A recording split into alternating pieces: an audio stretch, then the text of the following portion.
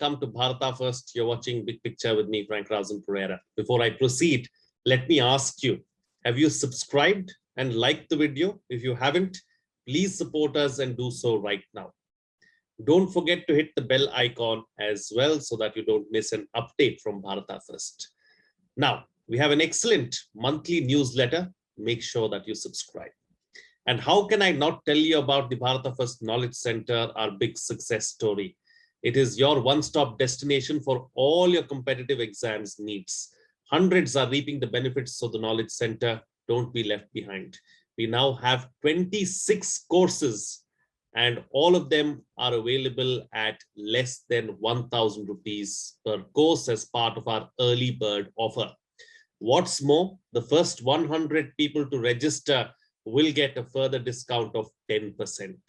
So what are you waiting for? Go to kc.bharatafirst.com and register right now. Don't miss out on this amazing new way of learning. All this information along with some must-see recommendations are in the description of the video. Please go through it. And now on to the discussion. A high-level meeting chaired by Prime Minister Narendra Modi on the way forward for cryptocurrencies in the country was held on Saturday. Top officials discussed issues related to the matter and put forth their concern over the unregulated crypto market in India and what it can lead to. Looking at global examples and best practices, it was strongly felt that attempts to mislead the youth through over-promising and non-transparent advertising must be stopped. During the meeting, there was consensus that steps taken in this field by the government will be progressive and forward-looking. In this edition of Big Picture, we will analyze cryptocurrency and the concerns raised over money laundering and terror financing risks. Joining me on the program today are Yatish Rajawat, CEO and founder, Center for Innovation in Public Policy; Yashovardhan Azad, former Secretary, Security and former Special Secretary, IP. And also with me in the program today is Shubhimal Bhattacharjee, Cyber Security expert and analyst. Thank you to all my guests for joining me on this edition of Big Picture. Yatish Rajawat, let me start the program with you first. Let's first try and understand what cryptocurrency is. What are some of the concerns that have been raised as far as cryptocurrency is concerned? Because these days we've seen, the World Cup has just concluded. During the World Cup, after every over, we would see one cryptocurrency ad. And there would be a star and a disclaimer there as well saying that cryptocurrency is not a legal tender in India. Yes. Yet we are flooded with cryptocurrency messages, be it in the newspapers, be it on television. Everywhere you go, you get your push notifications also these days on your mobile phone. What is all this about? I mean, basically, it's a digital token which is masquerading as a currency used by, in its initial years, it was used within the internet or within games to either barter for things or to buy things, digital products. But over the last decade or so, its acceptance has grown beyond the internet, and it now, the tokens now position themselves as currency. And they, because of the heft that these tokens have behind them and the value that they have, they're multiplied in value over the last decade or so, they have become also an investment opportunity. And that is where all these advertisements are basically focusing. They are inviting you to invest in these, I won't call them currency, in these crypto tokens. And if they're promising you an enormous amount of return if you were to invest, unfortunately, our regulators are ignoring them both as a currency and also as an investment vehicle. And that is creating trouble not only for the investor, the usage, of course, is another part, and I'm sure Yashwardhan ji would address that part. The usage, of course, is it's hidden. I mean, the fact that who issues these currencies, who owns them, and how do you establish the digital trade beyond the exchange is something which is a cause of concern among terrorism experts and even drug enforcement agencies across the world, because uh, as it started masquerading itself as a currency, it started also being used in the dark web for exchanging not just drugs, but even algorithms or technology which could be used for hacking, or which could be used for getting into another country's digital infrastructure and so on and so forth. Right. So I'll Points taken. stop there. Yeah, points taken. Let me take those points forward with Mr. Azad now. So, Mr. Azad, how much of a security threat? And let me take the words that Yatish has just used. Let's not call it currency. You know, what kind of a security threat do these tokens really pose? And do you think it could be a big problem going forward? Well, I think Mr. Yatish has given a very, very succinct introduction about the bitcoins, which is just one of the currency. It's also a protocol, and you have a, it's like a real formal system in the informal area, where you have a complete public ledger with that blockchain system. And the very important point which he said was, unfortunately, the RBI says that it is the greatest threat to our financial market and macro stability. And of course, the Supreme Court sort of gave a kind of a leeway. They didn't agree with the RBI ban. But the problem is RBI has been warning time and again against investments in the cryptocurrency. And it says that it is going to have a robust regulatory system, which we are waiting for, which we don't know whether it has been set up or not. In the meantime, the threat, you see, as of now, it is a nascent thing on the terrorism market. I think India is about 9th in terms of cryptocurrency trade, about 42 billion or something. And even in terms of the illicit trade on the cryptocurrency, terrorism per se is around 0.05%. But we have clear evidence that ISIS was using it. And we also have evidence which is out in the market that Al-Shaddaq, or some organization which was affiliated with the Al-Qaeda, was advertising through Facebook and I think LinkedIn or one of these social media platforms, asking for donations. And they were getting donations in the name of helping the poor. But you could immediately make out that it was an affiliate of the Al-Qaeda. So it was basically terror funding. Now, when you use cryptocurrency for terror funding, what do you need it for? You need it for what? Receipt, management, and also disbursement. And today the pressure is high to move to this system because of anonymity. That's one.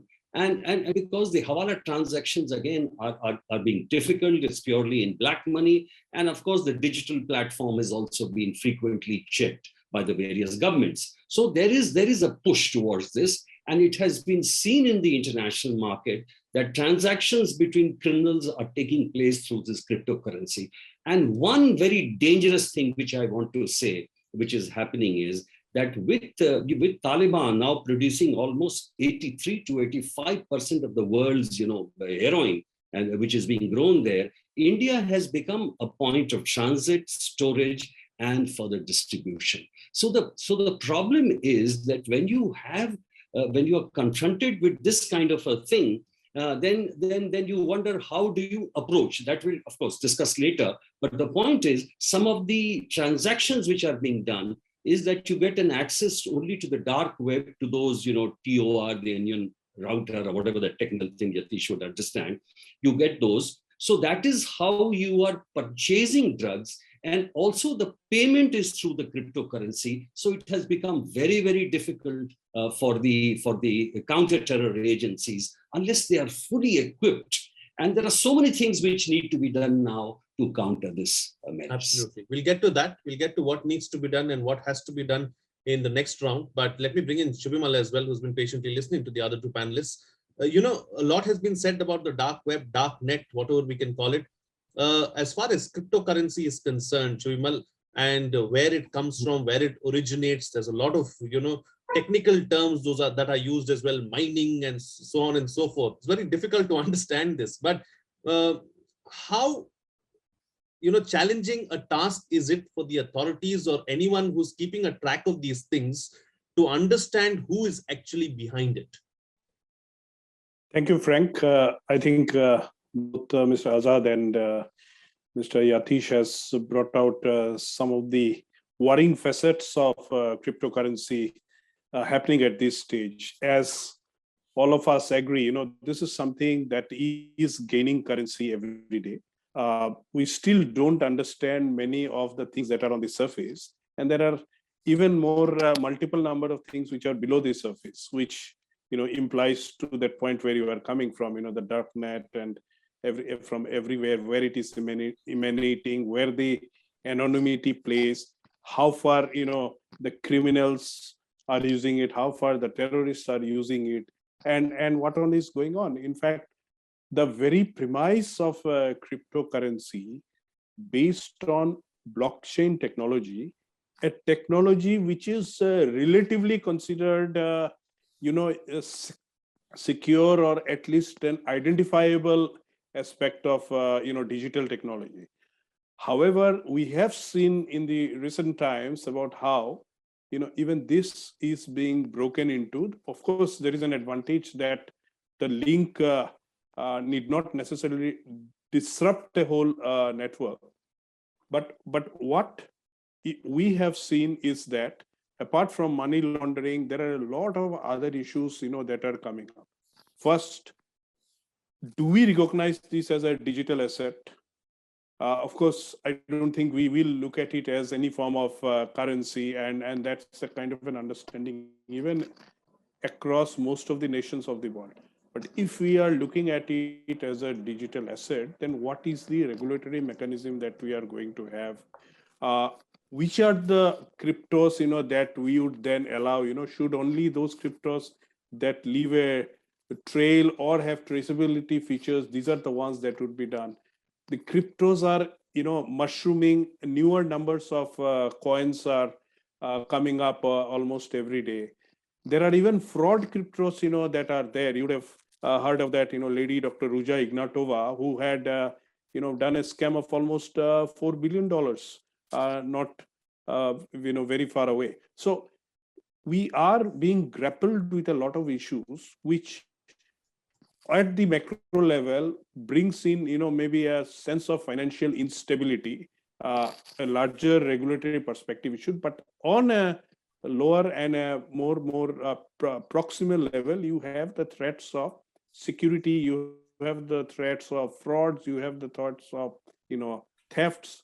All of that, I think a much larger consultation is required. I believe that today and tomorrow the Parliamentary Standing Committee is deliberating on this, and sometime early in this month, RBI has also looked at some of the stakeholders. And mind you, we also have to look at the legal angle also, that apart from a regulatory angle, when a lot of these things will happen all through the web, and we are expecting and only expecting the data protection bill and all, so much of that would be flowing around the whole networks. We still have to give the legal coverage as and when it is available. So I think there are a lot of nuances, Frank, we have to look at. The technical aspect is one aspect, but more than that, the other aspects have to be dressed up well, so that the cyber security angle, the theft, all of the other things, that we can address it as it happens. Absolutely. Yatish, coming back to you now, so we were speaking about the RBI as well. There was a lot of talk about India coming out with its own digital currency, and several media reports a few months ago talking about how the RBI is going to take the lead and the RBI is going to come out with its own digital currency. Where does that stand, and what are your thoughts on that? Do you think that it's a good idea? Why miss the bus, maybe? So it's not missing the bus.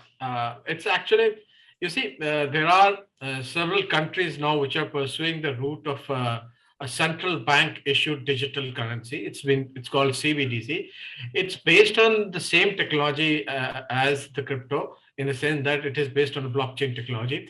But the issuer here is the central bank.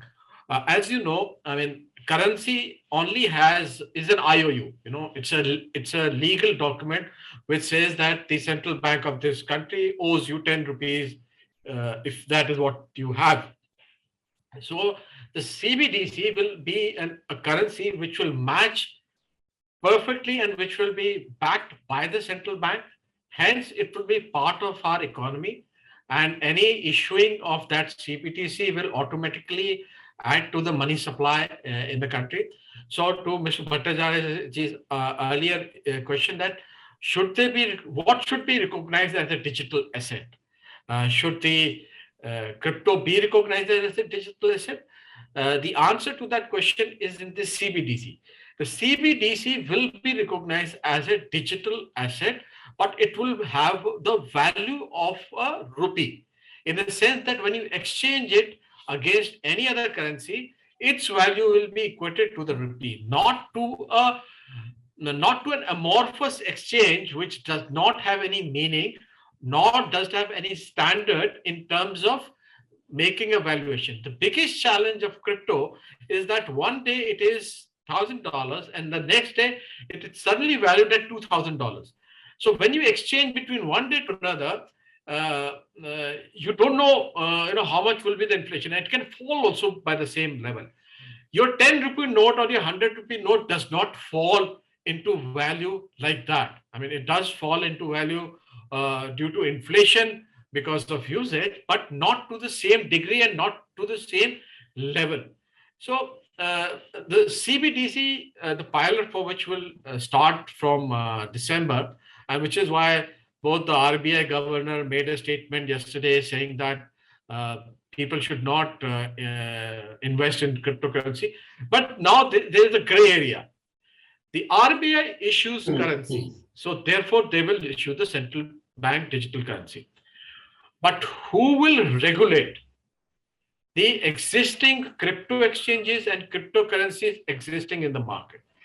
Either the legislator brings out a bill, which is there's a draft bill which already exists, and which has been sent to the parliamentary committee for review, and which is what it has been holding meeting for the yesterday and today. Either it says clearly that we ban cryptocurrency and the only currency that will apply in the country is the central bank digital currency, or it says that privately issued digital tokens will be allowed and their usage will be governed by a regulatory authority. Now, who is the regulatory authority that can govern these digital tokens? Either there is under the PDP bill, and there is a norm for setting up a digital authority, a digital regulatory authority. Either they regulate it. In cases that it is considered as an investment asset, the Security and Exchange Board of India regulates it, because SEBI is supposed to be was formed for the purpose of protecting investors in the country. But the challenge is that existing regulatory bodies do not want to take on the challenge of regulating such a difficult investment, asset, primarily because it is the actors who are producing these assets do not, in some cases, exist in India. So, and if something goes wrong, no regulator wants to be held holding the can of shit if some scam happens. And 2 or 3 scams have already happened in terms of, as Bhattacharya was saying, in terms of false issue or fake issues of these cryptocurrencies. So no regulator wants to take on the responsibility, neither the RBI nor the Security and Exchange Board of India. Right. But somewhere down the line, the government will have to take the decision and basically ascribe responsibility till such time a new regulatory authority comes in. The first step of ascribing that responsibility, Frank, and I hope I'm not jumping the gun on this, is the fact that advertisement of these instruments needs to be controlled. Because that is, I'll tell you, my son is thinking about investing in cryptocurrencies. And I asked him why. He says that this is the easiest way of making money. I said, anything that is too easy is always not true. And I was trying to teach him through first principle why something, if it appears too good, is really not true, you know. And I used the cryptocurrency, and I wrote an article on that saying that crypto is basically a Kardashian investment. You know, Right. it's like Kim Kardashian. It has all the oomph, it has all the appeal, but there is no reality inside it because there is no value inside it. The value is only there when it is exchanged and sold to something else. So it basically depends upon something what is called as the greater fool theory, wherein somebody else has to buy your cryptocurrency at a higher price than you bought it at. But that is not how currency works. When I Right. give you a 10 rupee note, you ascribe 10 rupees to it, you know, and you give me something back for 10 rupees, not Sure. of 100 rupees. Sure. So there are fundamental challenges which exist on the regulatory side, on the investment side, and also on the security side, you know, Sure. because once the central bank starts issuing digital currency, there are several things which will change. One of the things which will change is that till now we were dependent on a bank account to transact. Hmm. You see, if you look at UPI or the payment exchange, they're all backed up by a bank account. Right. Once CBDC is issued, you don't need the bank account because now you have a currency which is being issued by a central bank. So this is one of the biggest debates which is happening in the central bank world. And there was a meeting of central bankers 2 weeks back that what happens to the banking institutions once CBDC is issued? Because people like you and me, or anybody who is doing transaction digitally, does not need a bank note anymore to do the digital transaction. Point That's taken. one. The second big issue then becomes what happens to foreign exchange transactions of export and import. Till now, they were going through multiple so-called banks. There would be a bank in place you exported, there'll be a branch, there'll be a central bank of that country, and there will be our central bank, then a bank, and then a branch. Now, in a CBDC environment, you don't need all those layers. Right. And suddenly, then foreign exchange, and this is one of the reasons that the bank, that RBI has envisaged CBDC, because of the fact that we are no longer able to monitor electronic transactions which are happening into the country through goods or through customs. There is a need to map those transactions through digital currencies, and CBDC is the way to do that. Points taken. All right. So, Mr. Razat, let me bring you in now. As far as the security angle and the security aspect is concerned, what do we need to do to be better prepared for something like this? Because at the end of the day, our agencies need to take this into cognizance, and we need to be ahead of the terrorists and those who will be indulging in terror funding.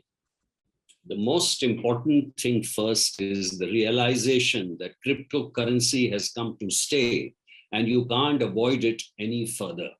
You see, there are countries like Ecuador, and Mr. Rajawat will, of course, back me up, and I say there are other countries which have accepted cryptocurrency. And even, the greatest multinational heads like Elon Musk and all that had a meeting recently, I think a couple of months back on this subject itself.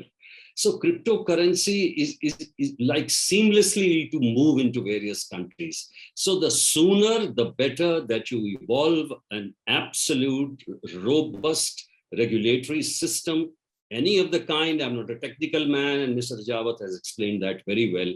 But we should act fast on that, because that is one way. I'll tell you, the Europol has said that in the last it's not that cryptocurrency can't be, cracked. And, there are friends of mine who told me from abroad that, yes, even blockchain can be entered into. And that's why there are newer, as he said, the newer forms of cryptocurrencies which are coming up. But in terms of crime related to cryptocurrency, it has come down, estimate from $41.5 billion to $10 billion this year. So it means it can be done. But to do this, we need a lot of things. We need, as you rightly said, we have to have an organization which is totally gelled in with the objectives, which has all the requisite expertise. And it's very important to have the technical personnel. I think we need to have, break fresh ground, like, getting some IITians or the experts in the crypto area, so that, there is a look at it as to how we can penetrate the system. And I know already a lot of friends and their kids who are doing brilliantly on this, and they are earning a lot of money, and they are getting a lot of money too. So it is something, if you deny, it is not going to work, and it has to be, tackled. Secondly, another very, very important point are these ads. These ads are everywhere. They're coming up, as you said, after the World Cup, they pop up, all kinds. So there has to be some control. Here, the RBI is saying that you should not invest. It's threatening our macro stability. Then how the hell are you allowing all these ads? There should be a complete ban on them, at least till you recognize at least one facet of it. So that is second. The third, I would say that there has to be a different approach. You see, terror funding, there are requisite agencies. NIA has got some expertise. NIA is looking, but there has to be a separate wing. And that's why we would need to back up very, very strongly. There are other details which I may not like to discuss here, but it can be done. What is really important is the realization and the threat perception that we have, and how we should go about it with clarity. And we'll be able to do it, as I've given you the example of the euro. Absolutely. A couple of aspects that I want to take forward with you, Shubhimal. One is, of course, where is all this funding really coming from to go about this whole ad blitzkrieg that we are seeing? The money has to be coming from somewhere if we have to put out so many ads. That is one. Secondly, Mr. Azad raised this issue of acceptance as well in other countries. Correct me if I'm wrong, but I think it is accepted now in the United States, in Canada, and several of the other many other Western countries too are coming to terms with this. So if there is acceptance for it, the market is only going to grow. So that means there could be, or there must be, a positive side too. Frank, I think Mr. Azad has only very clearly said that it has come of age and it's going to stay. And that brings me also to a point where we also have to very carefully consider. Mr. Yatish also mentioned this a bit, that if RBI related digital currency is there, then how do you look at the private guys? The private currencies, they are not going to go away. They are already popular, and they have an international impact far much more than what RBI can do. Whatever is put in by the RBI today possibly will bring into circulation that currency at the cost of possibly even the whatever existing currency we have. But that particular lot of these private currencies, and that are gaining again day by day in various forms with various algorithm based blockchain, whatever come. So they are going to stay. We have to find a way to regulate them very, very comprehensively and very, very optimally.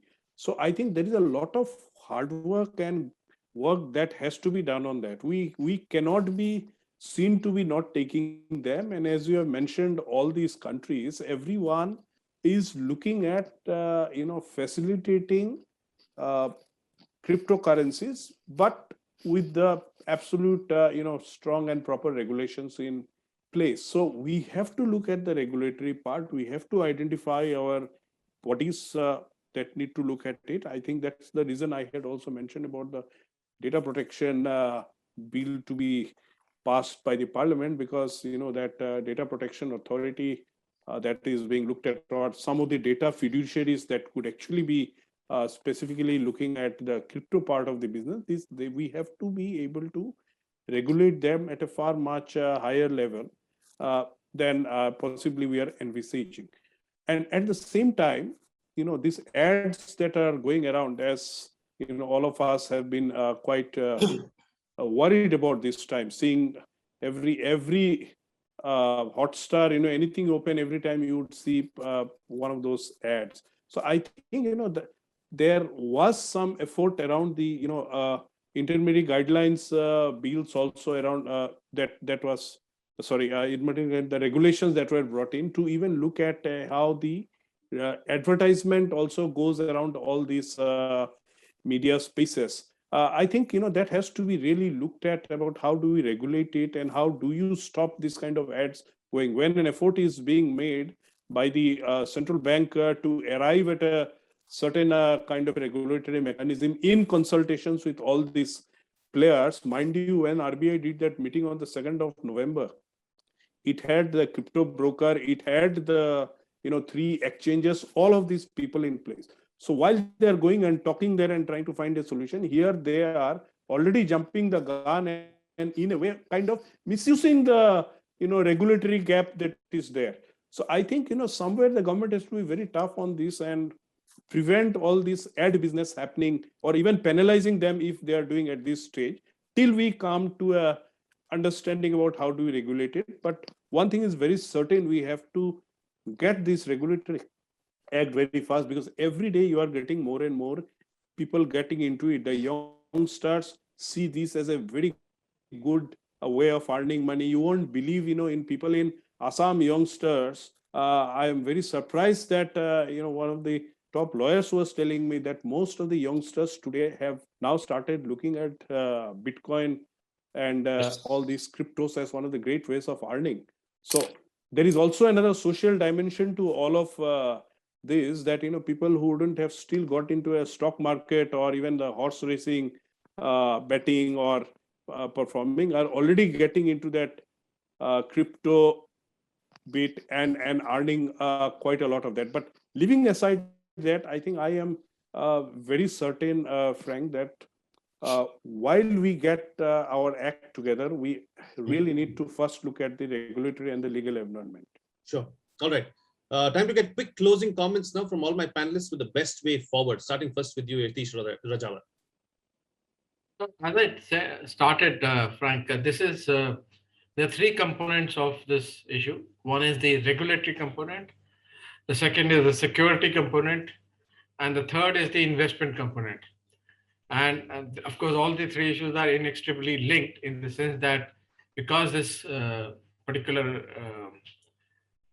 digital token is a cause for concern, it is not legally recognized as a currency. It is not legally recognized as an investment asset. And currently, it is in a gray area. Hence, people are taking advantage of ignorance of the common man to invite them to invest in these things. The regulators are shying away from their responsibilities in terms of regulating it or controlling it. Hence, there is a need, and I would like to, at this point, I would also like to correct you. See, no country has given cryptocurrency an approval. Neither has US given it, nor has Canada given it. Okay, what some of them have done is they've allowed the exchanges which deal on these currencies to trade, and that itself has become a cause for concern. And in US also, SEC has been currently debating whether it should allow exchange traded funds on Bitcoins. Directly, no cryptocurrency can trade on a New York Stock Exchange or any of the SEC approved exchanges. Right. And their own crypto exchanges are not governed by SEC either. So again, gray area, like in India. Right. Because this whole market exists outside the regulatory control. So somewhere down the line, there has to be a consensus both among countries and within our country that these things have to be clearly banned. They cannot act as currency. They cannot be even investment vehicles until they are backed by the Security and Exchange Board of India or by an exchange which is recognized by SEBI. Sure. They cannot operate in this country. As simple as that. And the third aspect, which is security, which Mr. Azad clearly said that, NII, the National Grid, the different Enforcement Directorate, all these agencies need to put together their heads to find out how it is being used by the terrorist and how it is creating a parallel economy, which is going to hurt not only our national interest, but also our security interest. Sure. Right. Mr. Azad? Let me sort of reiterate my point. First is that India being the 9th largest in terms of the cryptocurrency trade, and also the most important part that India is in a special place. In Middle East and Africa, the internet is not that prevalent. And therefore, in India, with these facilities, proper facilities, cryptocurrency crimes and cryptocurrency terror funding can really come in a big way.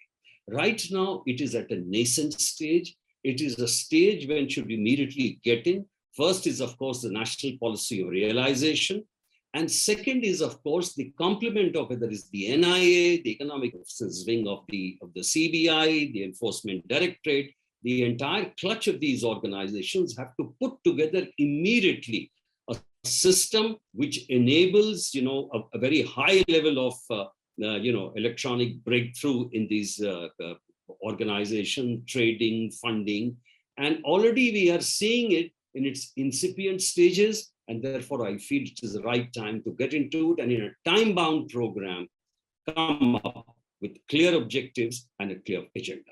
Absolutely. And Subhamal Bhattacharya, close the show for us with your concluding remarks. Yeah, I think it's very important, Frank, to understand that, from a security perspective, all the agencies, particularly, their economic offenses wing needs to be really bolstered at various levels. I think more and more cyber offenses have also become more of, economic offenses force multiplied.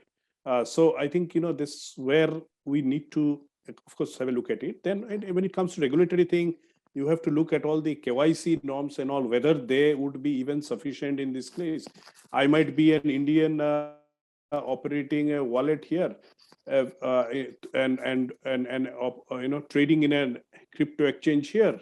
A foreigner is not allowed, but he might be exchanging coins with my wallet. And so I get an opportunity even to trade with his and find a way to even send him the money. So, we find another method of laundering whatever we gain. So I think it's very important, to first understand that we have to live with it. Two, we have to regulate. We have to look at the security part. Yatish has brought out very clearly, that the investment part that today possibly is driving a lot of people to put in money in this country that really, needs to be even dispelled with. And most important, the government of the day has to come on it far much more forcefully to be able to be on top of it, because more than the instability part that they're looking at from a financial standpoint, I think it could be something that could set in more unique forms of crimes that would shatter many aspects in the financial industry also. Absolutely. All right, gentlemen, we'll have to leave it at that. Thank you so much for joining me on the program and putting things into perspective for us. Well, what's coming out of this discussion is that when we look at cryptocurrency, one fundamental question needs to be answered. Is it a digital asset? The answer to that question, however, is not very simple, since crypto has grown considerably and it is here to stay. What we need is better regulation. It is not a legal tender in India, but crypto ads are all over the place. How and why? The government is rightly concerned about the threats it poses with regards to terror financing and money laundering. Not just that, it is also troubling the youth. The only answer to the problem is a proper legal framework. Parliamentary Standing Committee has said that this is a threat and we need to have a bill or a law to deal with this particular issue. When and how it comes remains the big question. Now, before I go, let me once again remind you to like the video, subscribe, hit the bell icon, and don't forget to register at the Bharata First Knowledge Center. It is your one-stop destination for all your competitive exams needs. Hundreds are reaping the benefits of the Knowledge Center. Don't be left behind. We now have 26 courses and all available at less than 1,000 rupees per course as part of the early bird offer. What's more, the first 100 to register will get a further discount of 10%, taking the total discount to over 70%. So what are you waiting for? Go to kc.bharatafirst.com and register right now. Don't miss out on this amazing way of learning. All this information along with some must-see recommendations are in the description of the video. Please go through it. That's it from me. See you again next time.